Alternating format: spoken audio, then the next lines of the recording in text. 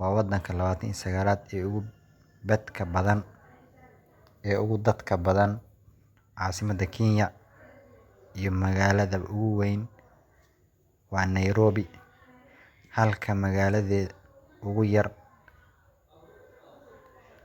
ama magaaladeeda ugu da'da weyn iyo caasimadda ugu horreysay ay tahay magaalada xeebeedka Mombasa. Magaalada Kisumu waa magaalada saddexaad ee ugu weyn, sidoo kale waxa ay leedahay deked gudaha ah oo ku taalla harada warta Victoria.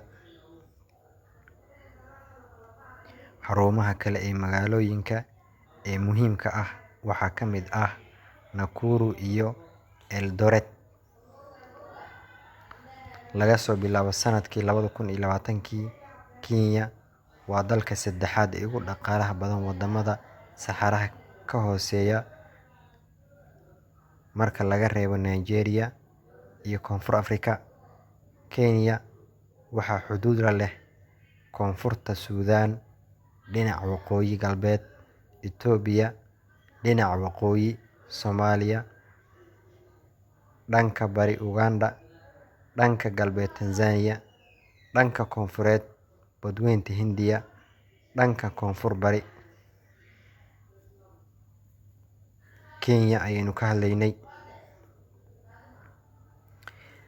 Kenya madaxweynaha hadda hayo waa Uhuru Kenyatta, madaxweyne ku-xigeenka waa William Ruto, afhayeenka baarlamaanka waa Justin Muturi, gudoomiyaha maxkamadda sare waa David Maraga,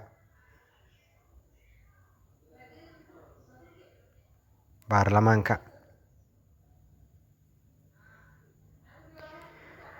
xorriyad markii la fiiriyo waxa uu qaatay 12 Diseembar 1963. waxaa jamhuuriyad loo aqoonsaday isla 1964. baaxadda dhulka horey sidaan idinkugu soo sheegay waa 582 in ka badan oo kiiloomitir la isku weeray.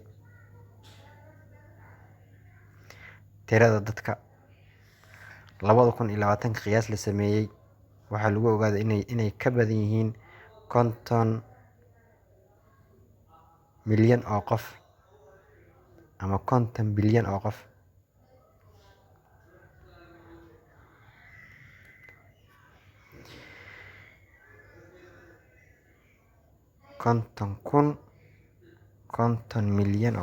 Si fiican 2019 tiro la sameeyay waxaa lagu ogaaday in ka badan 47 milyan in ka badan inay yihiin.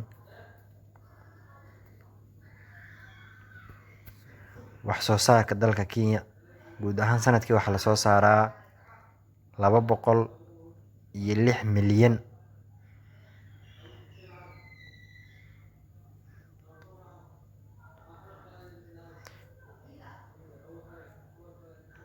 lacagta waa Kenya cash.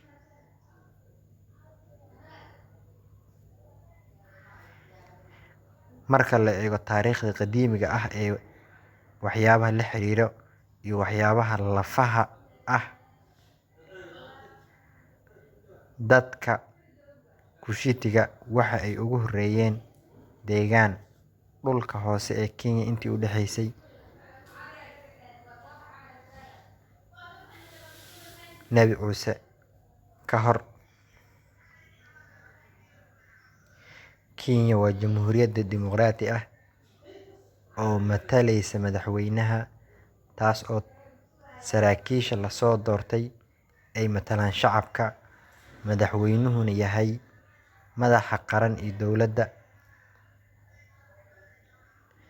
Kenya waxa ay xubin ka tahay Qaramada Midoobay,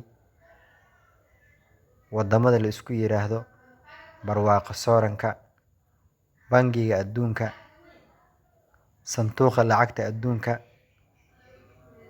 Hay'adda COMESA, Maxkamadda Dambiyada Caalamiga ah ee ay hadda ka taalo dacwadda, iyo ururo kale oo caalami ah.